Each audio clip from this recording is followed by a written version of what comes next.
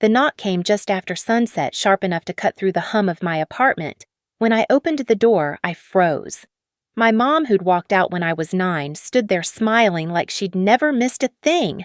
Beside her slouched my half-brother Caleb, thumbs tapping his phone sneakers already over my welcome mat. "I heard how much you make now," she said, eyes sweeping the room.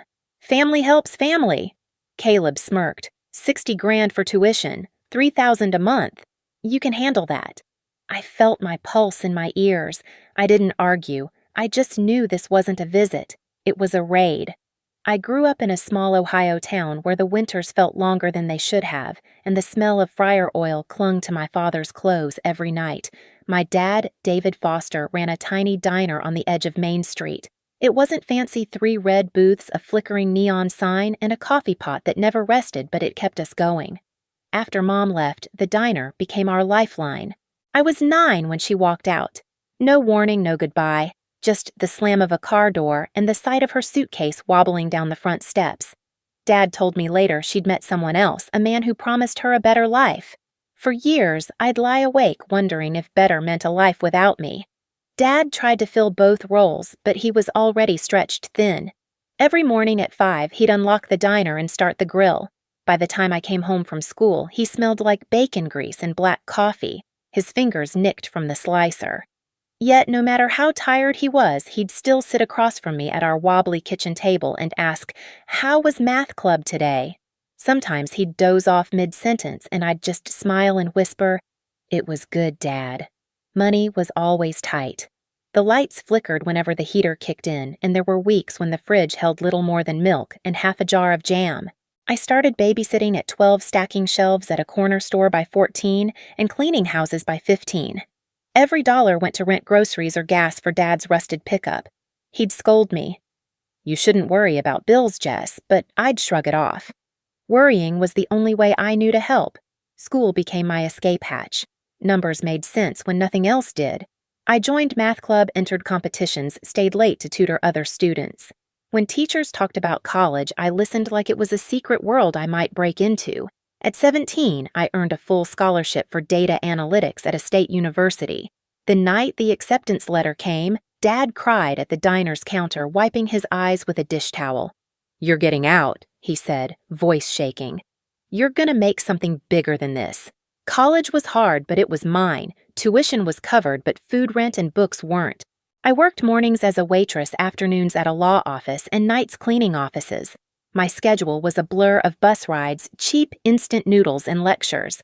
I'd come home, exhausted hands smelling of disinfectant, but I felt free. I was building something on my own terms. By graduation, I had a degree, a job offer, and a quiet fire inside me. I moved to Orlando for a data analyst position at a growing tech company. The first paycheck felt surreal, more money than my dad ever made in a month. I sent him $500 right away, then more whenever I could.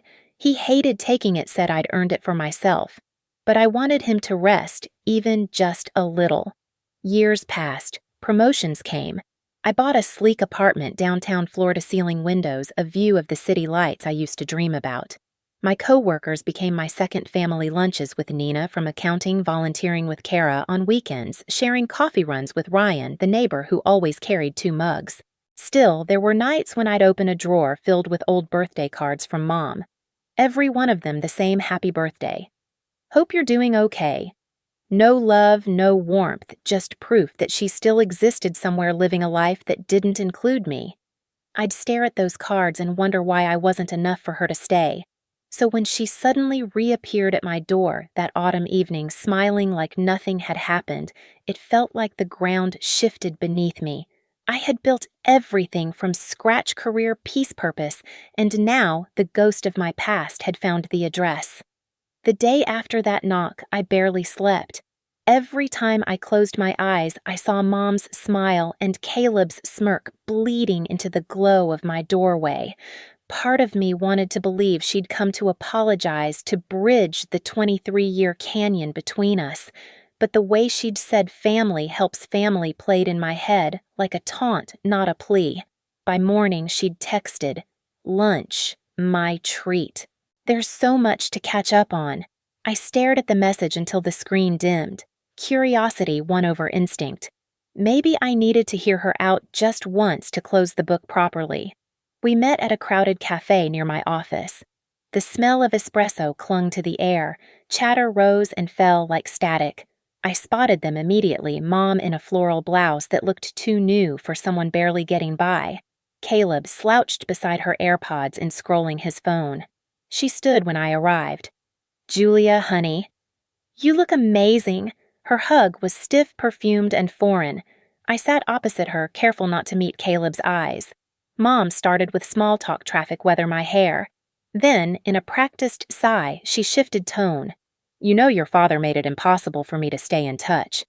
The words slid out smoothly rehearsed. He shut me out completely after the divorce. I blinked, the heat rising behind my ribs. "That's not true," I said quietly. "He begged you to call. I was there." She looked wounded, then waved it off. "I did what I could." "I was struggling too, Julia." "Life hasn't been easy." Caleb finally looked up. "We've had it rough," he said, voice dripping sarcasm. "Dorms, cheap cars, it's not fun." He laughed like it was a joke. Mom patted his arm, turning back to me. "Caleb's tuition is $60,000. We just need a little help getting started, maybe $3,000 a month until he's settled." I set my coffee down slowly. $3,000? A month? She smiled, eyes shining as if she were asking me to lend her sugar, not a small fortune. "You're doing so well, sweetheart. You make more than you need." I felt the air thin. "How do you even know what I make?" She froze for half a second, then recovered with a flutter of her hand. "People talk. Old friends, you know." I stared at her, realizing she'd done more than hear things. My father's voice echoed in my mind. "Keep your accounts private, Jules. Some people only see what they can take." Caleb leaned forward, elbows on the table. "You're acting like we're strangers," he said, smirking. "You're our family. You should want to help." I swallowed hard. "I am family. But that doesn't mean I'm a bank." Mom's smile faltered. "You don't have to be cold, Julia. We came to you not out of greed, but because we trust you." There it was, the manipulation wrapped in sentiment. I'd seen it before in the eyes of customers trying to guilt Dad into free meals. I pushed my chair back. "I'll think about it." Caleb rolled his eyes. "Yeah, sure you will." Mom's voice sharpened, almost scolding. "Don't forget who raised you." That stung more than I wanted it to. I grabbed my bag. Heart pounding. "Dad raised me," I said, and walked out before my voice could break. Outside, the Florida sun felt too bright. I stood there on the sidewalk trembling, realizing that lunch hadn't been about reconnection at all. It was reconnaissance, and deep down, I knew they'd be back. 2 nights later, they showed up again. No call, no warning, just another sharp knock that rattled the door. I hesitated before opening it, praying it was a delivery. It wasn't.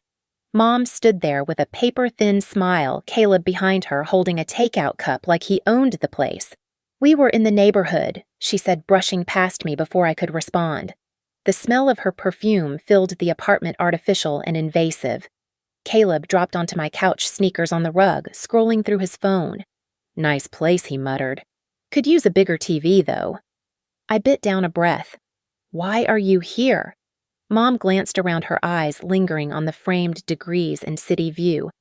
"I just thought we could talk again. I don't want tension between us. Then stop asking for money." Her smile tightened. "Julia, please. You have so much, and Caleb's trying to build a future. You can't understand what it's like scraping by." I crossed my arms. "I do understand. I lived it." Caleb laughed. "Yeah, but you're fine now." "So what's the big deal?" Mom shot him a look, then turned back to me. "Just a little help. $3,000 a month isn't much to you." Something in me snapped. "How would you know what's much to me?" Her eyes flicked sideways. "I heard things. I know your salary. I know you can afford it." My stomach turned cold. How do you know that she didn't answer? Instead, she glanced toward my desk. Caleb followed her gaze. "Stop," I said, too late. He was already there, fingers tapping my laptop's touchpad. My financial dashboard glowed on the screen open. My pulse roared in my ears. "What are you doing?" Caleb didn't flinch. Just checking how rich you are, he said with a smirk. Mom's voice cut in syrupy but sharp. We're family Julia. Why hide anything? I slammed the laptop shut so hard the sound echoed. You went through my things. She crossed her arms, tone hardening. Don't be dramatic. We just wanted to see how you're doing. How I'm doing? My voice cracked. You hacked Dad's email to find out where I work. You broke into my life again. Her face paled. Don't blame me for your father's failures. I had to know you weren't wasting your potential. Caleb snorted. He's a loser anyway. You're better off without him. That was it. The room blurred. I could hear my heartbeat like thunder. Get out, I said. Mom blinked. Excuse me. Get out before I call the police. Caleb stood muttering. You're insane. Mom's face twisted, anger breaking through her mask. You'll regret this, Julia. One day you'll need us. I opened the door, voice steady. I've needed you for 20 years and you weren't there. They hesitated, then left. The door clicked shut behind them. Silence filled the room, heavy electric. For the first time, it didn't feel like loneliness. It felt like freedom sharpened into resolve. I didn't cry that night. I just sat on the edge of my bed, staring at the laptop they'd touched. The anger wasn't loud anymore. It was cold, razor sharp. All those years I'd believed silence meant peace. Now I understood silence could also be a weapon. I opened my laptop and began to trace what they'd done. My work as a data analyst had trained me to notice patterns, irregular logins, timestamps, footprints that people thought they'd erased. Within minutes, I found a forwarded email from my father's account to Mom's. The subject line was my full name. Attached was a payroll summary I'd sent Dad months ago when helping him file taxes. The forwarding had happened 2 weeks earlier from an IP address I didn't recognize. My hands shook, but my mind was clear. I printed everything, organized it in a folder, labeled it evidence. Then I called Dad. He picked up after the second ring, voice gravelly from years of coffee and late nights. Hey, kiddo. Everything okay, Dad? I said softly. Did you send Mom my salary info? He paused. No, I'd never.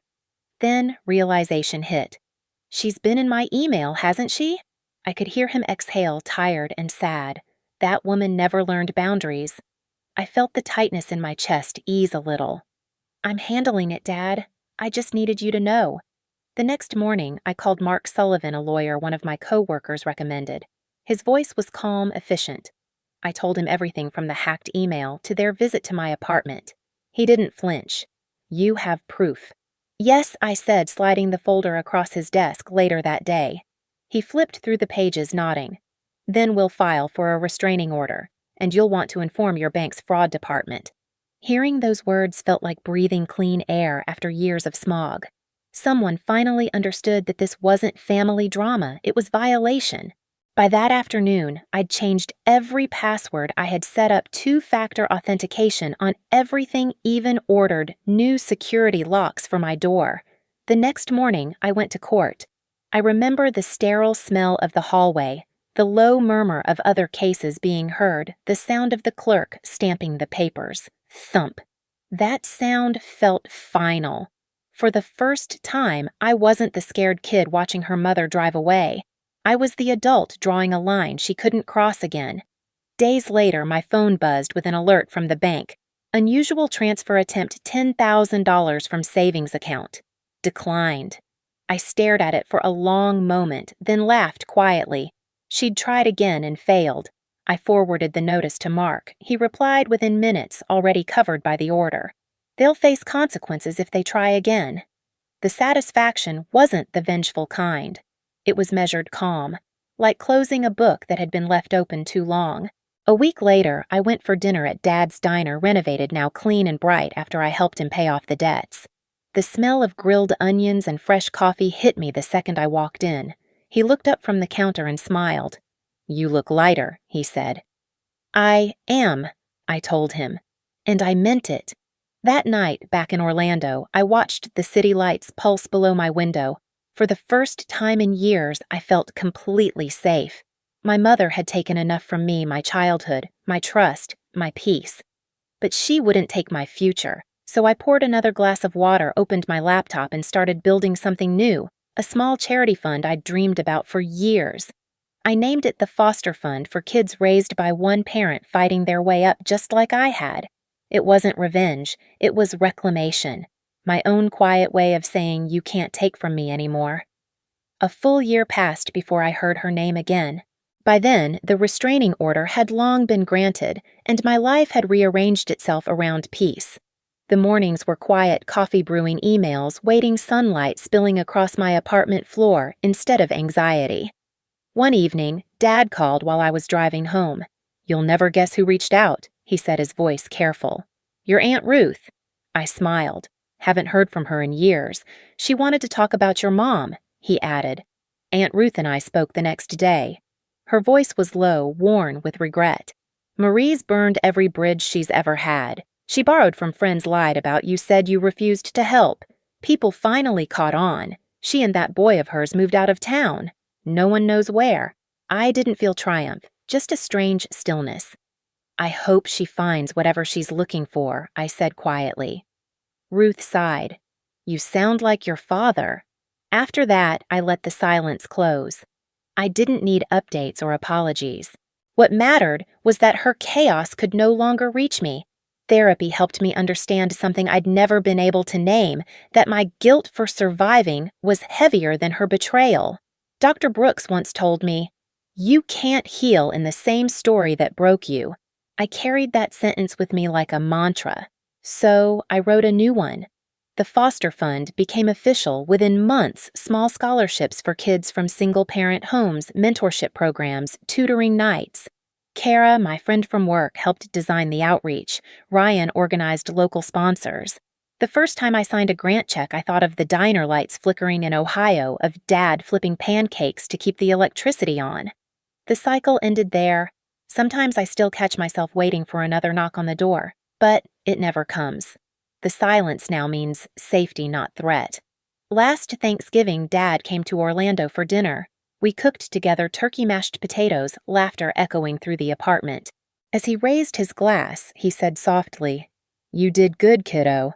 I looked around the table, friends, warmth, peace, and realized he was right. I hadn't just survived her. I'd rebuilt something better. The night of the Foster Fund's first anniversary, I stood on the rooftop terrace overlooking Orlando's skyline. The city buzzed below a hum of life and second chances. Dad was there smiling in his worn blazer, talking with Kara and Ryan. Laughter floated through the warm air, the kind I used to think belonged to other people. I looked up at the glowing sign, "The Foster Fund for Kids Who Fight Alone." It shimmered like closure made visible. In that moment, I thought of the girl I used to be, the one who waited by the diner window, hoping her mother's car would come back down that street. She never did, but maybe that was the point, because losing her forced me to find myself. I raised my glass and whispered, "This is family." Then I turned toward the camera, toward you. If you've ever had to draw a line to protect your peace, you're not alone. Family isn't who shares your blood. It's who shows up when everything falls apart. If this story hit close to home, hit like, share it with someone who needs it, and subscribe for more real stories like mine. Your voice matters. Tell me yours in the comments.